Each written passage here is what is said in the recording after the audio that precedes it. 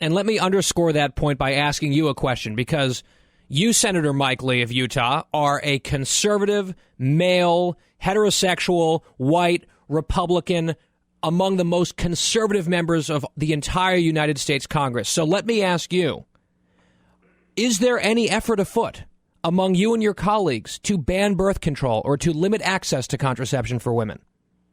No, there isn't. Yeah, there exactly. is not now. There will not be tomorrow or next year or 10 years from now. There hasn't been, to my knowledge, since I've been not only in the Senate, to my knowledge, since I've been alive to do any of those things. And so this notion that anyone in our party wants to do that, wants to interfere with any woman's right, any couple's decision with regard to when to have children and with regard to contraception is absurd.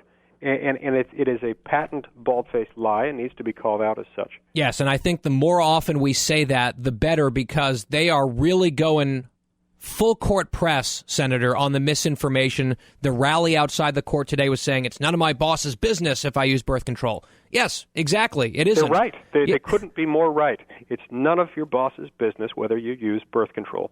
That is the way it is now, and that's the way we want it to be. Last question very quickly. Let's say there's speculation that based on the questions that were asked, Justice Breyer might be interested in joining the 5 more conservative justices, and it could be a 6-3 decision. That's some of what I'm starting to hear. And, of course, you can never know for sure.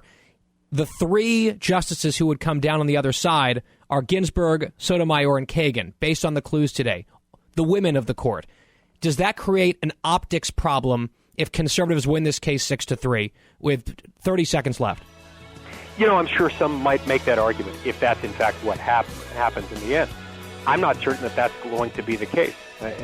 All of those justices can see the obvious implications for religious freedom here, and I think it's possible that this is decided not just 5-4 in our favor, but perhaps 6-3 or even 7-2. All right, Senator Mike Lee of Utah, we shall see. Thank you for your time, sir.